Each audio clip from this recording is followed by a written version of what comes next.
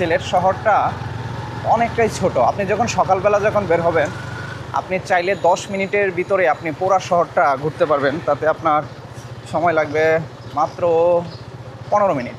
আপনার যদি শর্ত হচ্ছে মোটর সাইকেল যদি আপনার সঙ্গে থাকে, তাহলে আপনি 15 মিনিটে পুরো শহর ঘুরে ফেলতে পারবেন। কারণ এখানে একদম মানে জ্যামহীন একটা শহর বললেই চলে সিলেটকে। সকালটাতে সকাল 10টা পর্যন্ত একদম আপনারা দেখতে পাচ্ছেন।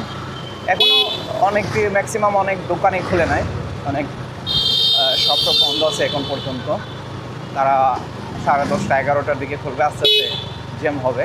তবে অন্যান্য শহর থেকে যদি আপনি বিষয়টা চিন্তা করেন, তাহলে অন্যান্য শহরের তুলনায় অনেকটা কম জ্যামের শহর বলা যায় সিলেটকে। তো একটা জিনিস ভাই, যদি আপনি মোটরসাইকেল নিয়ে রাস্তায় চলেন, সব থেকে যে ডিস্টার্ব করবে সেটা হচ্ছে আপনার রিক্সা। ওরা মনে হবে যে ওরা আসলে রিক্সা ড্রাইভার না, ওরা পাইলট।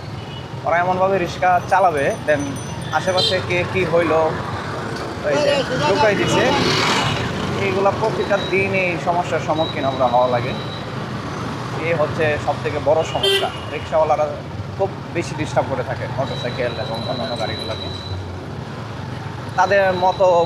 তাদের মতো করে তারা গাড়ি চালাবে, আশেপাশে কে কী হইলো এগুলো দেখার বিষয় তাদের না।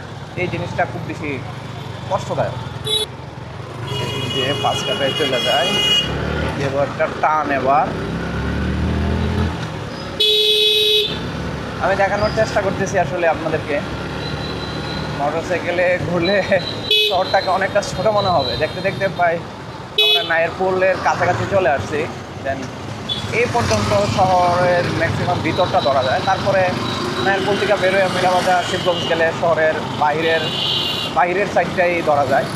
দেন তাহলে বোঝা যায় যে আপনি শহরের মূল স্থান থেকে একদম মানে একটু সাইডে যাওয়া পর্যন্ত যে সময়টুকু লাগে 2 থেকে 3 মিনিট, 2 থেকে 3 মিনিটের ভিতরেই শহর থেকে শহরের বাইরে চলে যেতে পারবেন চাইলে। যাই হোক, দেখানোর চেষ্টা করলাম। এতক্ষণ দেখছেন, সাথে থাকার জন্য ধন্যবাদ। ভিডিওটি ভালো লাগলে অবশ্যই একটা শেয়ার এবং লাইক কমেন্ট করতে ভুলবেন না। ধন্যবাদ।